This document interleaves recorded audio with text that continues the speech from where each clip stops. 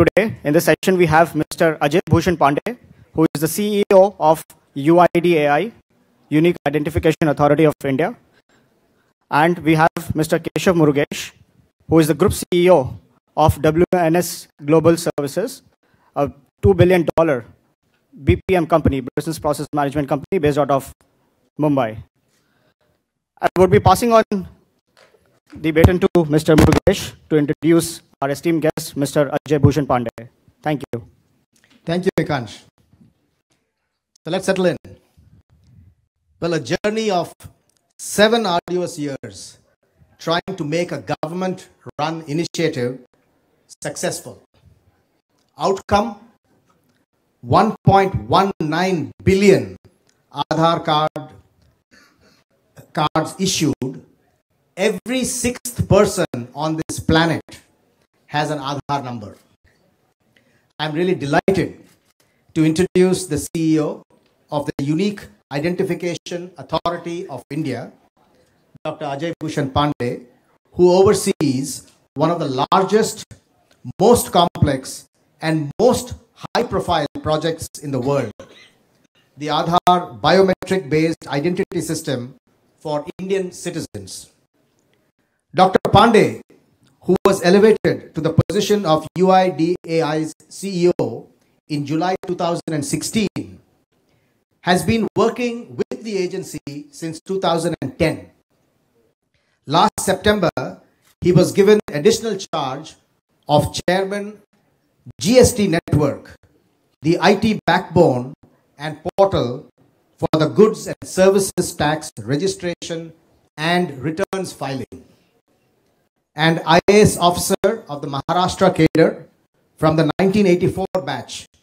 He has over 30 years of experience in various state and central government positions. Dr. Pandey joined the civil services after graduating from IIT Kanpur in electrical engineering. As a technocrat in the mid-90s, he realized that information technology would play a big role in governance in India. In 1998, he took a sabbatical to join a master's program in computer sciences at the University of Minnesota. He went on to also obtain a doctorate in computer science, and his graduate studies focused on data mining, databases, software engineering, and networks, expertise that he would put to great use later in his career. In 2009, Dr. Pandey received the Distinguished Leadership Award for Internationals by the University of Minnesota for his outstanding leadership and accomplishments in his professional career. Welcome, Dr. Pandey. So I have a few questions for you, and we'll end with a rapid fire round, as I mentioned earlier. But you've been with the UIDAI for 7 years now. Tell us a little bit about the milestones that have now been achieved by your agency. Let me explain to you the context in which this Aadhaar program was brought in. Go back in time in 2009-10. What was the situation in India? Population of somewhere around 1.2 billion people. And then the various estimates had pointed out that almost about 800 million people did not have any credible identity. We all in this hall, when we are in our wallet or somewhere, we have a multiple identity. And yesterday when I checked into my hotel, one thing I was very particular that I will carry my passport here in my with me all the time, because I can realize this importance of identity. If I lose my passport, I mean, imagine that if you lose your identity like a driver license or some other identity, what happens to you? And particularly if you go somewhere else. Now in India, 700 million to 800 million people did not have a credible identity. They may be having some local identity like a local ration card, or maybe some local identity issued by some local authorities. But that was not really an identity. Because just imagine a person from a Tamil Nadu. He has a ration card in Tamil Nadu. If he moves to Delhi, will his ration card be recognizable in Delhi? Will he be able to open a bank account there? And will he be able to get any services there? Answer was no. So he was identity-less, even though he was having an identity in his village or in his locality. The moment he moved out, he was not having an identity. Now the lack of identity created a huge problem, because for accessing any service, whether it is a public service or a private service, first question is asked, who are you? And then you have to, it's like a challenge response, right? So when you are challenged to give your identity, you flash out your identity and then you prove your identity, and then the rest of the doors open. If you are not able to prove your identity, you are stopped there. So that is why this whole issue of exclusion that we were talking about, and that was the problem, that was the crux of the problem, that even after 7 decades of independence, we are not able to reach the targeted, the persons who deserve to be serviced or deserve certain assistance. So that was a huge problem. So in order to meet that challenge, this project was initiated, where we said that we will give identity to every Indian, regardless of the citizenship.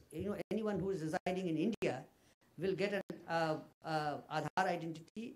It was supposed to be, it was based on biometrics. We'll take 10 fingerprints, iris and photograph, and we ensure uniqueness through deduplication. So we deduplicate biometrics with the entire database, so that it becomes very, very hard for one person to get 2 Aadhaar number. So that was the kind of a project. So technologically, it was very, very challenging, because just imagine that we have the capacity, and we did achieve that. We had a capacity to enroll 2 million people every day for Aadhaar, 2 million people. So imagine 2 million people, 10 fingerprints and iris and photographs, have to be compared with now 1.2 billion people, fingerprints and iris, and that job has to finish within 24 hours. Otherwise, there will be a backlog. So this is the kind of a scale of complexity this whole project was. Then also you had to go and reach every corner of the corner of the country. Communication problem, accessibility problem, everywhere. And then also the at the ground level, this IT awareness. How do you do this? So we did all that, and then finally we find that yes, at the end of in 7 years, we have been able to enroll 1.7 million people, 1.2 billion people. Now this Aadhaar project is unique, not because that it is very hard to get. It is hard to get 2 Aadhaar numbers for one person. It is also unique identity project in a sense that Aadhaar has also set up a nationwide infrastructure where you can prove your identity. For example, you have an Aadhaar card. Aadhaar card can always be faked, because on a computer Photoshop, somebody can still generate, completely fictitious kind of an ID. But that wouldn't work with Aadhaar, because Aadhaar has also provided this online authentication facility, and this is accessible all across the country, where you go and give your Aadhaar number and put your fingerprint or your iris scan, and now even the photograph, and then answer is given yes and no. You are identified. So therefore, if anyone has faked an Aadhaar card, that wouldn't work here. So that is the kind of a authentication infrastructure that we have set up. Now this authentication infrastructure today, every day 40 million authentication requests we are handling every day. 40 million, and out of that approximately 20 million people, unique persons, are accessing Aadhaar services, whether for opening a bank account, or whether getting any telecom services, or accessing any government services, or getting PDS benefits. So in the variety of areas they are being used to get those services. So broadly, this is the kind of a project which, these are the milestones we have achieved during the last 7 years. Rest, I think that when you ask some questions, maybe at that time I can address those questions. No, fascinating. One can see the passion flowing through you already. Now, this is really such a high-profile, project, and it has its own controversies. Some justified, some probably not at all justified. And you are on record saying that sometimes you have to manage and deliver 100% without having 100%. So in this day of expectations of perfection, right? How do you justify that? And how do you actually want to ensure that everything delivered from this project is absolute perfection? First of all, the expectation of perfection has to be there, because even though we fully realize that it is impossible to achieve perfection, but then at least the expectation has to be there so that we can go near perfection. That is one. In case of an Aadhaar, one is that we want to cover every person. Even if I exclude one person out of 1.3 billion population, human being is not in statistics where I can say that I have covered 99.9999%, and then I can afford to ignore one. So in the entire Aadhaar design and architecture, not a single person is to be excluded. For example, the question is to be asked that in such a large country, there will be some people who may not be having any fingerprints, or maybe even are not able to open eyes. So how will you capture their fingerprints and iris, and how will you give Aadhaar number? So we have a very robust exception mechanism where if the persons do not have any fingerprint or iris, still Aadhaar can be given. And in this case, more than 300,000 people in India who are very, very unfortunate not to have a good fingerprint, maybe because of some disease conditions or maybe certain mishap, and they are also not having eyes, but still, they have been given Aadhaar. So that is one. Secondly, after getting an Aadhaar number, now if you have to use your Aadhaar for accessing service, again the same our philosophy that not one person be denied, because we often hear reports in the media that because of Aadhaar some denial took place, somebody died of something happened. Now the design, our philosophy, and as well as the statute, that the Aadhaar law, it provides that not one person be denied. It has been clearly been provided in our system that if supposing somebody is not able to authenticate himself, maybe because of technical failure, maybe because his fingerprint may have worn out now, then he has to be given service based on the alternate mode of identification, and appropriate record keepings and other things have to take place. So that's how you reach perfection, because unless and until you make a system which can cater to 100% people, you will never you will not succeed.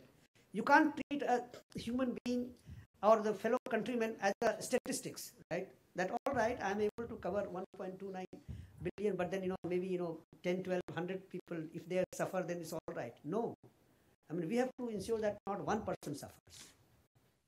So that brings me to the next question.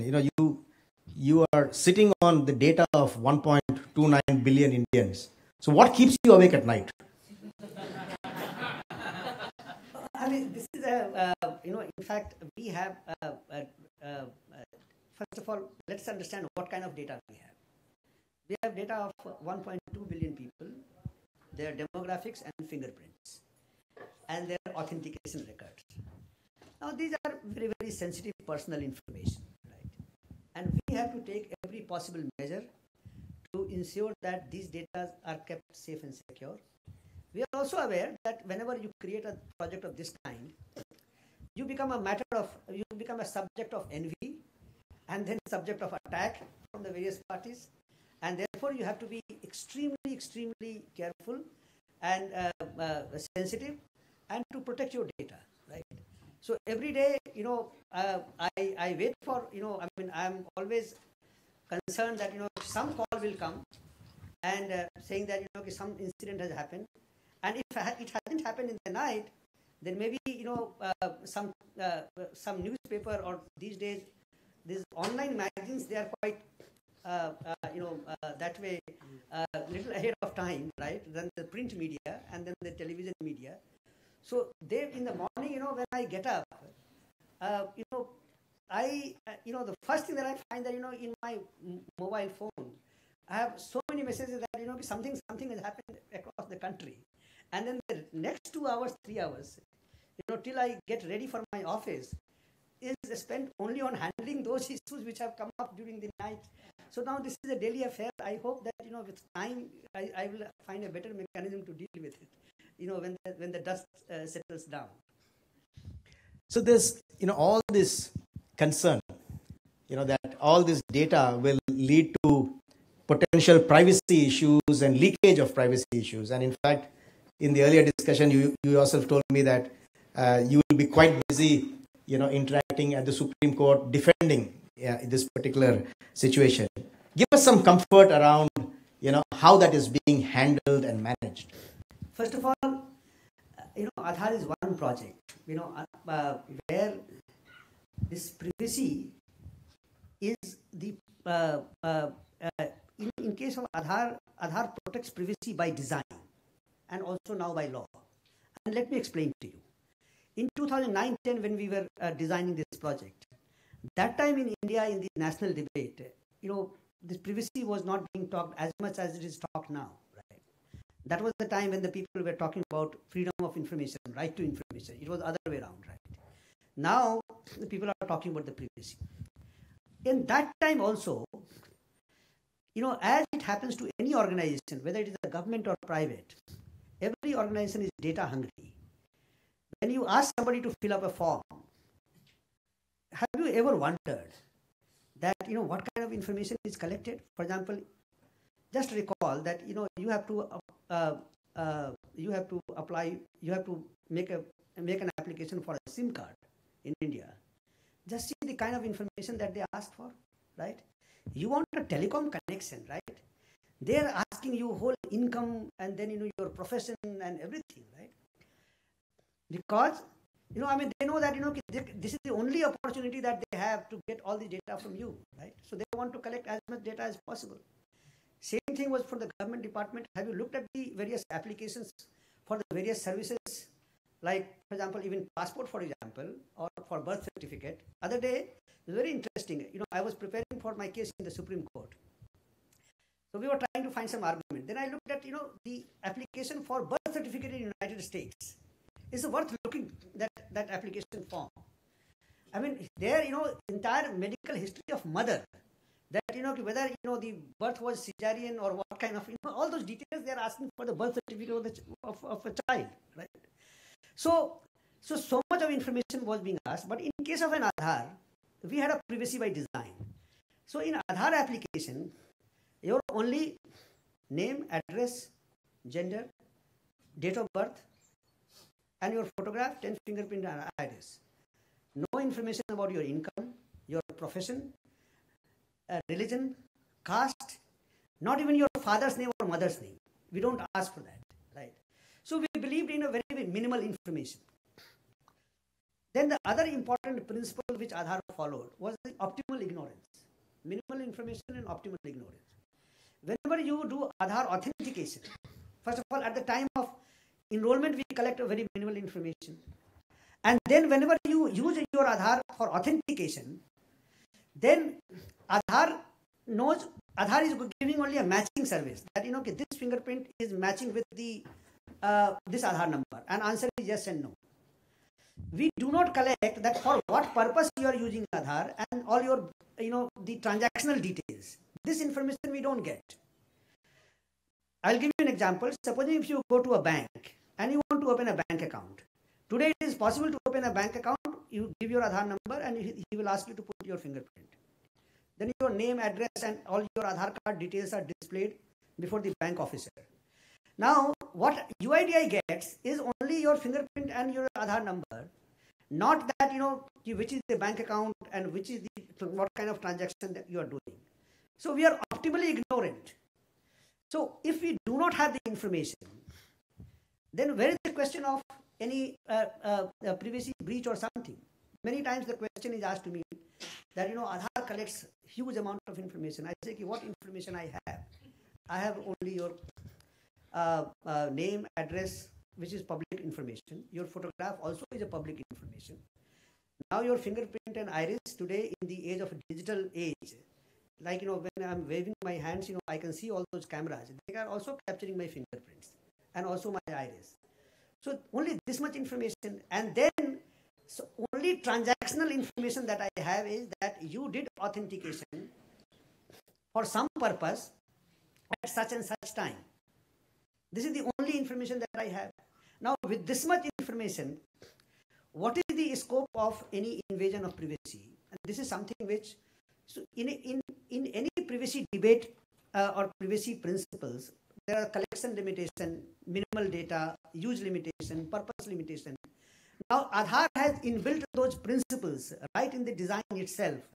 And now we have an Aadhaar law, which, makes it mandatory for us to follow that rules of game, because it's not that tomorrow we will be able to change that, because now it is codified in the law. So, technology we know is constantly changing, but government's decision-making time is still moving slowly, right? So what are the lessons that we can get from, across the world, where the latest technology trends can be leveraged, face recognition, biometrics, voice, all of these things, in order to make sure that citizens get, services much faster? Any ideas on that? Aadhaar, as a project, yes, we have achieved certain milestones. 1.2 billion enrollment, 440 million authentications every day. This is the kind of a scale that we have reached. Now, let us look back. In 2010, when we started this project, what were the options before us? It was a government project, so we would have we had the option to create a huge government machinery, recruit thousands of people, and also give a big contract to maybe 1 or 2 or 3 private companies, and it happens in most the government projects that you wanted to do X, but then you get involved in these logistics, that recruitment of manpower, for example, or managing the contracts, and so and so. In case of an Aadhaar, what we decided in the beginning, that we will not create this huge infrastructure. Number one, we'll remain lean and thin. We'll remain a thin organization. Today we are only 300 people in the whole country. This UIDAI has only 300 people. So what we did was that we created an ecosystem, and we said that, all right, we have banks, the state governments, and other organizations. Why can't I leverage them, this technology as well as their resource, for doing Aadhaar enrollment across the country? And then whoever is able to successfully enroll for Aadhaar, will pay him a certain sum of rupees for every successful enrollment. So overnight, we could create this whole enrollment system without going through these pains of recruitment and managing huge contract, and then scans, and then CVC, and all those 4 C's that we have been hearing about. So without undergoing that kind of a situation.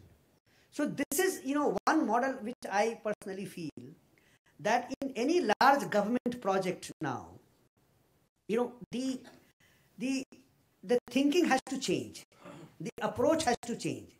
That if you have to do this, use technology, build an ecosystem, create standards. For example, we created a standards for standard software for enrollment, and it was made available to everyone. Now, for authentication, we have open APIs so that anyone can use it, right? So that it becomes a platform. So the whole approach should be that government should be a platform creator and platform enabler, and there, the whole ecosystem could be built, and then they should do this. Then only you will be able to scale. Otherwise, scale will always be a problem. So I think this is one lesson that we have learned, and hopefully this is the kind of a model, if it is replicated in other sectors, that would be quite useful. Very interesting. Yesterday I was asking a local citizen that if they lost their social security number card how long it would take to get the new one. And he said 15 days. You should take great pride in the fact that in the case of Aadhaar, you just go online, use a OTP, and you get your replacement so quickly. So I think it's really transformational. I'm now going to move, to more leadership type questions. Aadhaar is someone's numerical identity. In your view, what is a person's real identity? It's a very philosophical question. That, yeah, I know you're a philosopher. That's why I prepared this for you. No, it's a very, because all our ancestors, they still have not solved the problem that who am I, right? Who am I, right? But then yes, Aadhaar to some extent has given this physical world answer. I wouldn't say the spiritual answer, but in the physical world answer, that yes, Aadhaar is not an identity.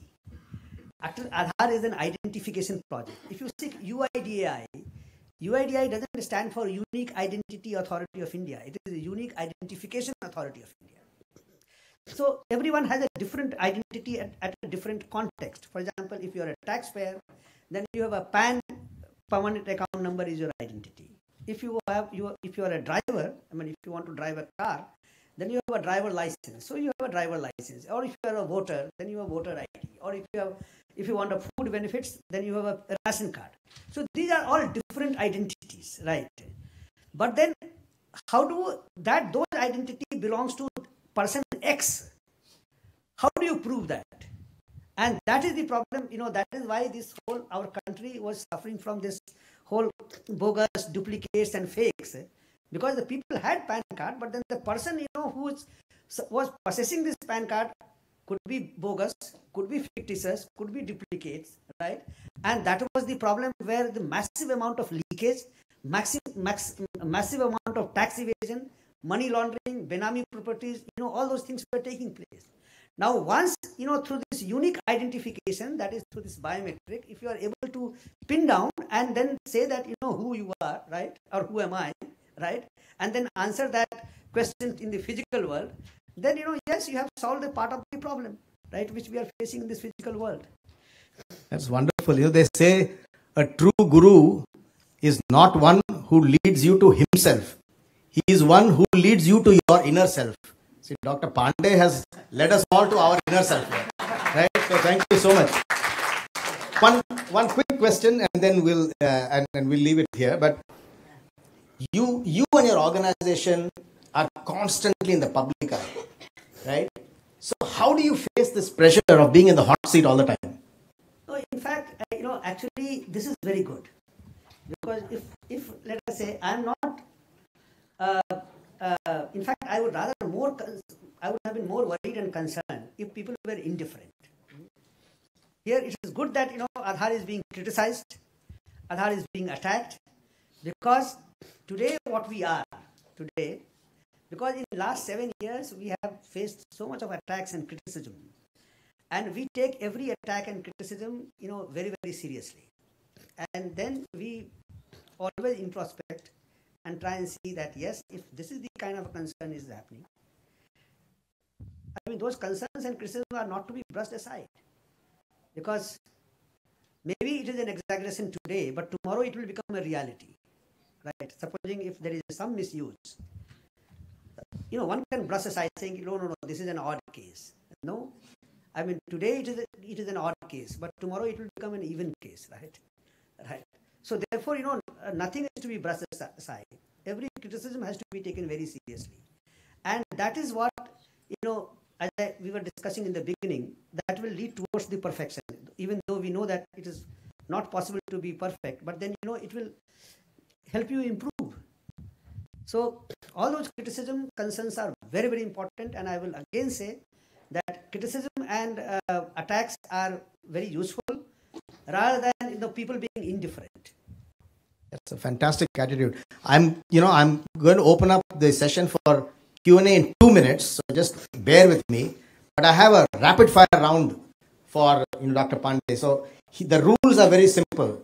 I will ask you a question, and you have to answer in 1 word or 2 word answers. Nothing more. You can't think too much. Did Hanuman really get an Aadhaar card? No. Your mantra for crisis management? You know, I mean, this is you have to be, focused on your task. Great. That's a great answer. India's greatest technology visionary, and cannot be you. There are many people, right? You have to name one. No, I think I'll let this question pass. Okay. That's also a good answer. Must have quality in a leader.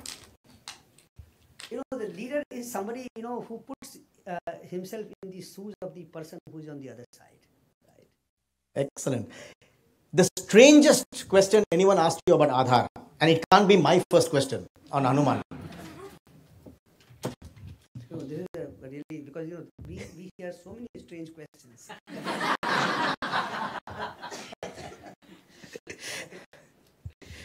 So something about public service that nobody warned you about. Something about being in public service that nobody warned you about ever.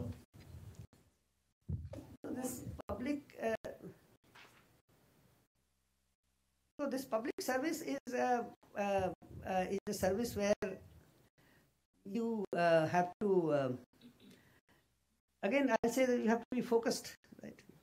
Excellent. Work-life balance to you is what? No, the work-life balance is also very important, because otherwise you might get distracted. So this is very important. That's a great relief to hear, actually. Three of the HBS students were asking me this about work-life balance yesterday, and I gave them a long lecture. And the very fact that I'm here today, yeah, I mean, this is also, I consider this as a work-life balance, because if you also try and make a distinction between work and life, then there is a question of balance, right? If your work and life, it depends upon how you view it, right? So therefore, if you have a lesser balancing to do, then this is all right. Yeah, you have played it perfectly. You have merged your work and your life together, and you look so relaxed even now. So the Indian Babu, then and now. See, if you're talking about Aadhaar or to me, right? I'm asking you.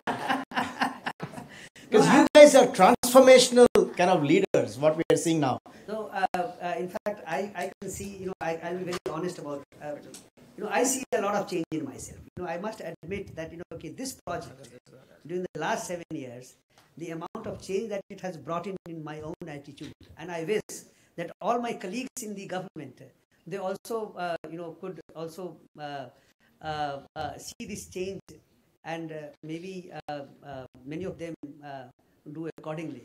That will be wonderful. Final question. The experience of working with that visionary Nandan Nilekani. No, it was in fact, that was the one time where he brought in a very, very new method of thinking. When this whole project was being designed, there are many things which was quite not a very, very traditional way of doing things in the government, right? And it also, one was that doing it in a very, very non-traditional way, and also not brushing aside even a small thing, like, for example, a privacy that we talked about. Now, in 2009-10, when supposing, if we said that what is so great about the privacy, I mean, this is how many people in the government and also in the private sector think about it. Let's focus on the services. Let's focus on our business, right? Why should we worry so much, right? But then, unless and until you think, have a longer term vision, you will not be able to go very far. Thank you. Ladies and gentlemen, you have the gentleman in the hot seat here. So any questions? We would only entertain 2 questions. We don't have time. It has to be very quick. One person from this side, one from that side. That's it. I'm so sorry. We are running out of time. After the session, you can ask outside. No, we chose him. Yeah, please come. Please. Thank you. Thank you for this opportunity. It was wonderful hearing you, and I understand it is a great work that the government of India has undertaken. My simple question is, there are two things. There are a lot of concerns among people about Aadhaar being made it mandatory to link it with your bank account and all those things. So that creates a concern among one's privacy and the information that they are sharing, because there are a lot of chances that it could be misused.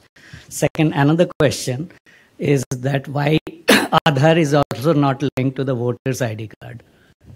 In fact, I really wish that, yes, I was expecting this question from Murugesh, but then it would be good that you asked.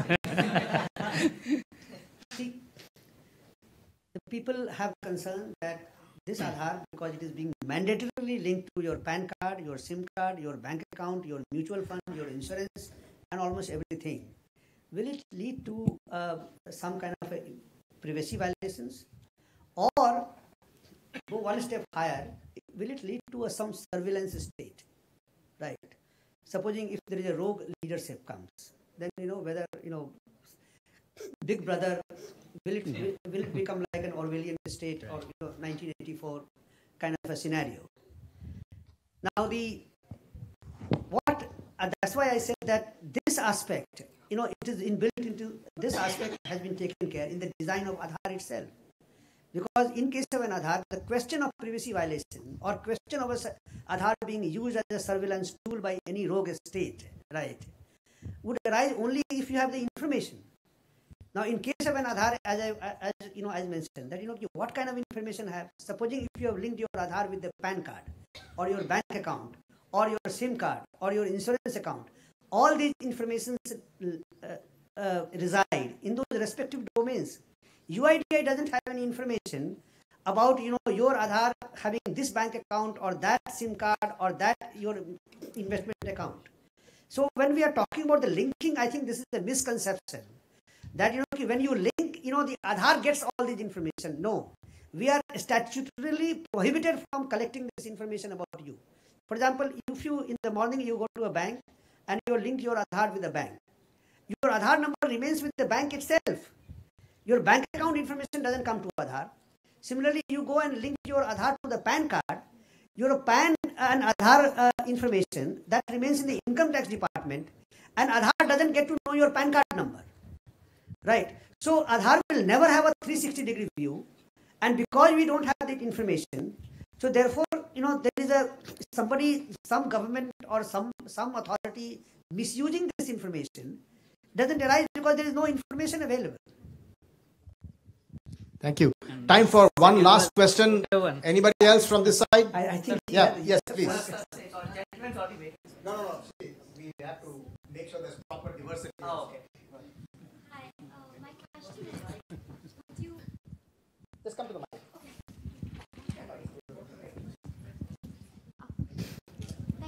Thank you. So would you intend to use the fingerprint identification that you have used with the Criminal Justice Department and merge those two? Yeah, this is also a very good question.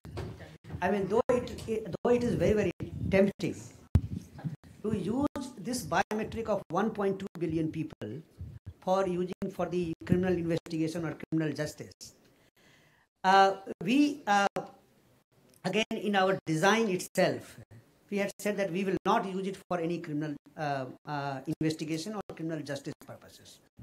Now, Aadhaar law also now prohibits us and the government from being used Aadhaar information for any purpose other than Aadhaar generation and authentication, and not for any crime investigation. And then the reason is very simple.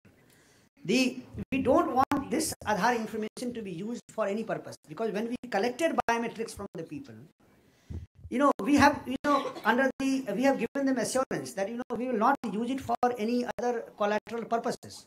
So we don't use that. And I'll give you an example. During the past few years, the two very important events happens, and where we were tested on this. In one of the cases, CBI, I mean, many of you must have heard of this name, the Central Bureau of Investigation. They came to us with a request saying that some crime has happened. Here are the chance fingerprints, and please come and tell us who did it, because we have biometrics. So they thought that it is very easy for them to solve the crime. and we refused. They brought an order from the court, and then we challenged that order in the Mumbai High Court. And Mumbai High Court also ordered us to comply to the request of the CBI. Against that order, we went to the Supreme Court. Imagine, we went to the Supreme Court and got a stay order from the Supreme Court, and that stay order is still continuing. Just about a month back, there was an order of the order of High Court of Madras. They had given us an order. There was some case involving Jayalalitha, former chief minister, now she is no more. That there was somewhere her fingerprint was used. So somebody disputed that. So then the High Court said that produce fingerprints of Jayalalitha, right? So we went back to High Court and said that, look, under the Aadhaar law, Aadhaar information cannot be used for any other purpose. And then we could convince the High Court, and we did not give fingerprints to in that case. So that shows that the kind of a privacy, not only that we are talking about privacy by design. I mean that shows our privacy standards, that the way we are implementing. I will just mention one question that was asked: why are we not using for the voter ID card, right? You see, there is no reason why it should not be used. In fact, the Election Commission of India had already started working with us, and approximately the 30 crore people's voter IDs were already linked with Aadhaar. But in 2015, there was a stay order from the Supreme Court, which had prohibited the use of Aadhaar, which had allowed the use of Aadhaar only in few schemes, like the PDS, LPG, and few welfare schemes, and prohibited the use of Aadhaar from the other schemes. In 2016, we brought in Aadhaar Act. Now, after Aadhaar Act, we are in discussion with Election Commission of India, and we are recommending to them that they must use Aadhaar, and hopefully one day they will use Aadhaar.